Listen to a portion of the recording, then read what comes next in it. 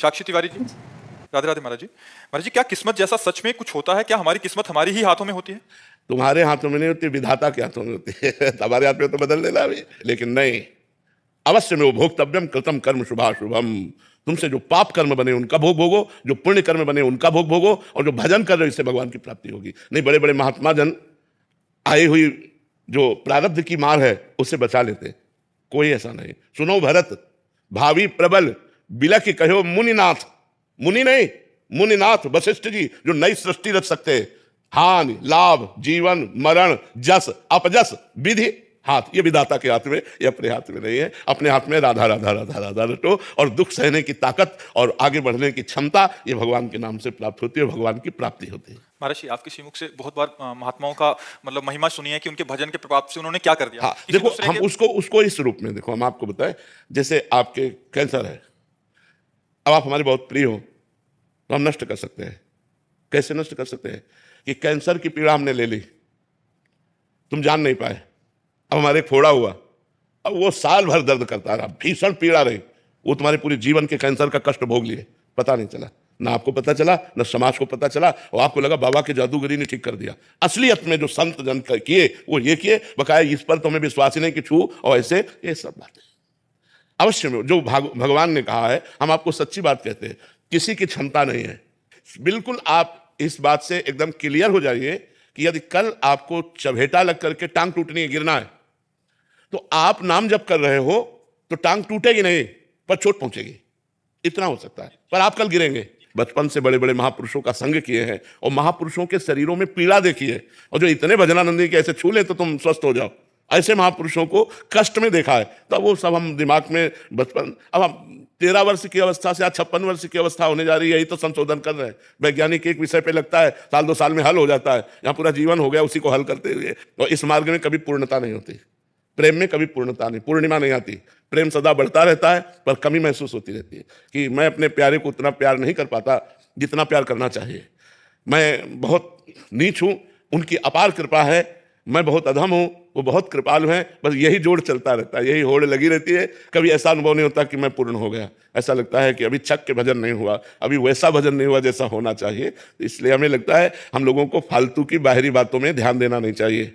मृत्यु के विधान को, काल के विधान को, कर्म के विधान को कैसे कोई रोक सकता है? ये सब मजाक है, ये सब विनोद है, ये सब दिखावा है, ऐसा नहीं हो सकता। ब्रह्मास्त्र का प्रयोग मच्छर मारने में नहीं किया जाता, उसे भोग लिया जाता है और परमात्मा की प्राप्ति करनी हो। ये कोई खिलवाड़ थोड़ी मार्ग है, भगवत मार्ग कोई खिलवाड़ थोड़ी है। श्रेयम शर्मा जी, पंजाब से। श्री हरिवंश महाराज जी। महाराज जी, काम क्रोध मोह मत्सर का आक्रमण होने पर सबसे पहले नाम का आश्रय लें या सामने वाले में भगवान का दर्शन करें ताकि गलत चिंतन ना बन पाए? दर्शन करने की क्षमता नहीं होती उस समय सामने वाले में भगवान के उस विशुद्ध दर्शन की भावना नहीं रहती, क्योंकि भावना मलिन हो जाती है। उस समय नाम जब भी मानसिक नहीं चलेगा, उस समय नाम कीर्तन चाहिए, राधा राधा राधा राधा राधा राधा राधा राधा, और संयोग ना बनने पाए हट जाए। जहां ऐसी परिस्थिति हो वहां से दूरी बनावे, तुरंत नाम कीर्तन शुरू कर दे, वैखरी नाम जब शुरू कर दे, राधा राधा राधा राधा राधा, क्योंकि मन उस समय कुप्रभाव से प्रभावित हो चुका है।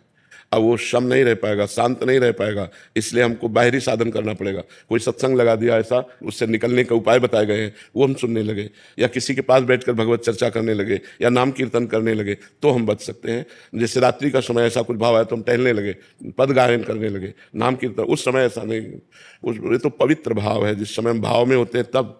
उमादिराम चरण रत विगत काम मद को, जिसके अंदर काम और क्रोध नहीं है, विगत काम मद को निज प्रभु में देखे जगत, वो प्रभु में जगत देख सकते हैं। जब काम और क्रोध है तो प्रभु में जगत नहीं देख सकते, फिर हमको दूसरा साधन अपनाना चाहिए। महाराज जी, नाम कीर्तन और नाम जप में कोई फर्क होता है? दोनों कोई फर्क नहीं होता, दोनों बराबर काम करते हैं। पर जब हमारी शांत और मानसिक स्थिति हो तो हमें जप करना चाहिए, और जब हमारी वाणी की स्थिति वेग हो, बोलने का मन हो, तो कीर्तन करना चाहिए। डॉक्टर अनिल कुमार उपाध्याय जी। राधे राधे महाराज जी। महाराज जी, वर्तमान समय में नैतिक शिक्षा के गिरते स्तर का जिम्मेदार कौन है, माता पिता, शिक्षक या शिक्षा? कलयुग, युग धर्म भी होता है ना, तो युग धर्म का प्रभाव है कि माता पिता अपनी मर्यादा से नहीं चल रहे तो बच्चे अपनी मर्यादा से नहीं चल रहे, समाज अपनी मर्यादा से नहीं चल रहा, तो सब मर्यादा विहीन होते चले जा रहे हैं। किसी एक को हम दोष नहीं दे सकते, क्योंकि कहीं कहीं देखा गया माता पिता बड़े सौम्य, बड़े सज्जन, बड़े संयम से चलने वाले, और बच्चे बड़े उद्दंडता और व्यसन और व्यभिचार में प्रवृत्त। कहीं देखा गया माता पिता शराब पीते हैं, बड़ी अवस्था में भी उद्दंडता करते हैं, और बच्चे बड़े सौम्य शांत भजन करने वाले। तो ये विपरीतताएं जो देखने को मिल रही हैं, ये युग धर्म के अनुसार है। कलयुग है तो इसमें बचत हो सकती है भगवान नाम जप के द्वारा। कलयुग समयुग आन नहीं, जो नर कर विश्वास, गाय राम गुण गण विमल, भव बिन तरह प्रयास। इसका महान गुण भी है कि जो 10,000 वर्ष तपस्या करने पर भी वस्तु प्राप्ति दुर्लभ थी, वो कुछ दिनों में नाम जप करने से प्राप्त हो जाएगी। पर इसमें मलिनता का बड़ा प्रभाव है। कलयुग के जैसे स्थान है मदिरा पीना, उसके दिमाग में, उसके घर में कलयुग का तांडव होगा। द्यूत कीड़ा, गेम, जुआ, परिस्त्री गमन, हिंसा, मांस खाना, झूठ बोलना, चोरी करना, स्वर्ण की चोरी करना मतलब संपत्ति की चोरी, इनमें कलयुग का साक्षात वास है। और ये प्रायः हर व्यक्ति और हर परिवार में इनका प्रवेश हो चुका है। झूठ का तो प्रवेश हो चुका है, छल कपट का प्रवेश हो चुका है। ऐसा कोई बिरला ही होगा जो ये बोले कि हम झूठ नहीं बोलते। वो बोले हम अभी तो बाहर हैं, जब पापा के पास जाएंगे तो आपको बात करवा देंगे। झूठ बोल रहा, ये मोबाइल पास है तो मुझे लगता है झूठ बोल, और जहां झूठ बोला वहां कलयुग का प्रभाव आ जाएगा। देखो, जिन्होंने गर्भ में भगवान का साक्षात्कार किया था, महाराज परीक्षित, जब अश्वत्थामा ने ब्रह्मास्त्र संधान किया तो उत्तरा के गर्भ में महाराज परीक्षित थे। उस गर्भस्थ शिशु की रक्षा के लिए भगवान श्री कृष्ण ने सुदर्शन चक्र सहित गर्भ में अपने को प्रकट किया और ब्रह्मास्त्र से रक्षा की। तो उसी समय परीक्षित ने भगवान के दर्शन किए थे गर्भ के समय, और उनकी भी खोपड़ी पे सवार हो गया और समीक ऋषि के गले में मरा हुआ सर्प वो डाल दिए। तो संगी ऋषि ने उनको साप दे दिया कि आज के 7वें दिन तक्षक सर्प तुझे काटेगा। तो जो भगवत साक्षात्कार किए हुए महापुरुष हैं, उनसे जरा सी चूक बन जाए तो उनकी खोपड़ी पे कलयुग सवार हो जाता है। तो यहाँ तो चूक है, चूक है, खान पान में चूक, हर अपवित्रता। कौन आचमन करके शुद्ध रहता? समोसा खाया मुंह को चल दिया? नहीं, लघुशंका करके हाथ धोना, पैर धोना, आचमन करना कौन कर रहा है? कौन कर रहा है? अरे समझ करके नहीं कर रहे तो लघुशंका की तो बात जाने दो। मतलब अपवित्रता, मिथ्या भाषण, छल कपट, बनावटी, ये चीजें बढ़ रही हैं। युग धर्म का प्रभाव है कि आज के 40 वर्ष पहले हमने कहीं बॉयफ्रेंड गर्लफ्रेंड नहीं सुना, ये लिव इन रिलेशन आदि ऐसे संबंध कहीं नहीं सुने गए। बड़ा पवित्र भाव रहता कि जब तक पानी ग्रहण नहीं होता तब तक सब ब्रह्मचर्य धारण करने की चेष्टा करते, और जिससे पानी ग्रहण हुआ उस पत्नी को अपने प्राणों से भी अधिक प्यार करना, उस पति को अपने परमेश्वर के स्थान पर रख देना, ये हमारे सनातन धर्म की मर्यादा रही है। ये हमारा जो भारत है वो ये पवित्र देश है जहाँ पत्नी को प्राण प्रिय अर्धांगिनी माना गया और पति को परमेश्वर के स्थान पर रख दिया गया, और माता पिता को तो साक्षात भगवान माना गया। मातृदेवो भव, पितृदेवो भव। अब कहाँ है? मैं 15 वर्षों से निःशुल्क पढ़ा रहा हूँ जी जी और मैं अपने 800 बच्चों की तरफ से आपको प्रणाम करता हूँ। महाराज जी, एक प्रश्न और है कि जब हम ये काम करते हैं और करते करते थकते भी हैं, जब मन बड़ा विद्वल हो जाता है तो फिर ऐसा लगता है इसको छोड़ दें। नहीं। लेकिन जब वो माएँ आती हैं, जब वो उनके पेरेंट्स आते हैं, उनको देख करके लगता है कि चलो हम धक्का खाएंगे लेकिन इनके बच्चों को पढ़ाएं। नहीं, अपने कर्तव्य का धर्म पूर्वक पालन करने वाले को ये जो निराशा प्राप्त होती है वो भगवान का आश्रय दृढ़ न होने के कारण।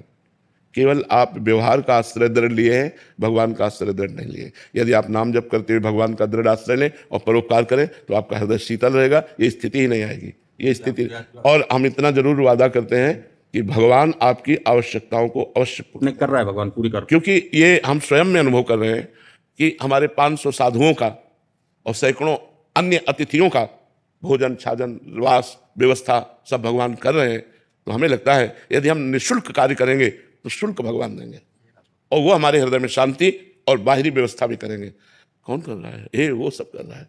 हाँ, इसलिए मुझे लगता है उबो मत, थको मत, पर उपकार करो और यही भगवत प्राप्ति करा देगा। जी। शिवालिका वासुदेव जी। जय श्री हरिवंश महाराज जी। महाराज जी, आपके श्रीमुख से सुना है कि श्री जी की प्राप्ति किसी गुण साधन भजन से नहीं परंतु उनकी कृपा कोर से ही होती है। गुरुदेव, ये कृपा क्या करने से प्राप्त होती है? कृपा पात्र साधक कैसे बने महाराज? देखो, एक दिन यशोदा मैया ने देखा कि लाला बड़ा उधम कर रहा है, सब मटके फोड़ दिए, दही आंगन में फैल गया, तो छड़ी ली। प्रभु भयचकित नेत्रों से आंसू बहाने का स्वांग कर रहे हैं, भयभीत हो गए। मैया ने सोचा भयभीत हो गया, इसको बांध देना चाहिए। तो बांधने के लिए लाला को पकड़ने के लिए दौड़ी, लाला भगा, पीछे देखते जा रहे हैं भगवान माता को, और भगवान भाग रहे हैं, पकड़ में नहीं आ रहे हैं। श्री सुखदेव जी कहते हैं महाराज परीक्षित जी से कि ये वो भगवान है जो बड़े बड़े योगियों के पवित्र किए हुए हृदय में भी ध्यान में नहीं आते। हरिवंश महाप्रभु कहते हैं मुनि मन ध्यान धरत नहीं पावत, करत विनोद संग बालक भट। जब मैया परिश्रम से युक्त हो गई, पसीना पसीना हो गई, लाला पकड़ में नहीं आया, तो एक निराशा सी जग रही थी, मैं छोटे से लाला को पकड़ नहीं पाती, वहीं भगवान पकड़ में आ गए। खास बात देख रही है, जब हमारा परिश्रम, जब हमारी व्याकुलता, जब हमारा विरह भगवान देखते हैं तो पकड़ में आ जाते हैं। पकड़ में कैसे आए? मैया की पकड़ में नहीं आए, कृपा से पकड़ में आए। पर वो जो भागना था, वो जो पसीना पसीना हो जाना था, उसी ने कृपा करवाई भगवान से। तो हमारा रात दिन भजन करना, प्रभु के लिए रोना, प्रभु की कथाएं सुनना, प्रभु का नाम कीर्तन करना, प्रभु के सामने नाचना, ये प्रभु की कृपा का वर्ण करना है। उससे नहीं मिलेंगे प्रभु, लेकिन उससे प्रभु कृपा करेंगे, और उसी कृपा से हमें भगवत साक्षात्कार होता है। तो साधन कृपा का पक्ष बना और कृपा भगवान का अनुभव कराए। किसका प्रश्न था? समझ में आई बात? हाँ, भगवान कृपा से मिलते हैं, श्री जी कृपा से मिलते हैं, पर वो कृपा साधना से अनुभव में आती है। अगर साधन ना हो तो सबको भगवत साक्षात्कार हो जाए, लेकिन साधन करने वाले को ही भगवत साक्षात्कार होता है। ये बात समझ लीजिए महाराज जी, जो अपने गुरुदेव की सानिध्य है वो भी उसी कृपा से मिलता है। हाँ, गुरु का सानिध्य, धाम का सानिध्य, भगवत सेवा, भगवान नाम जप, ये सब कृपा से। जिस पर कृष्ण की कृपा नहीं है वो एक बार भी कृष्ण नहीं बोल सकता। जिस पर राधा जी की कृपा नहीं है वो एक बार भी राधा नहीं बोल सकता। जय कृष्ण तेई नाम, बंगाली सिद्ध महापुरुषों ने अनुभव किया, जय कृष्ण तेई नाम। जो कृष्ण है वो साक्षात कृष्ण नाम से विराजमान है। यदि हम कृष्ण कृष्ण राधा राधा बोल रहे हैं तो हमारी जिह्वा पे जुगल सरकार विराजमान है, राधा कृष्ण विराजमान है साक्षात नाम रूप से। तो हमें चाहिए कि गुरु की कृपा, नाम जप, नाम कीर्तन, भगवत कथा लीला, ये सब कृपा से मिला है, ऐसा अनुभव करें, अहंकार ना करे, नहीं तो फिर साधन में विलंब हो जाएगा, साधन में विघ्न पड़ जाएगा। अहंकार से भगवान दूरी रहते हैं और दैन्यता से भगवान गले लगा लेते हैं।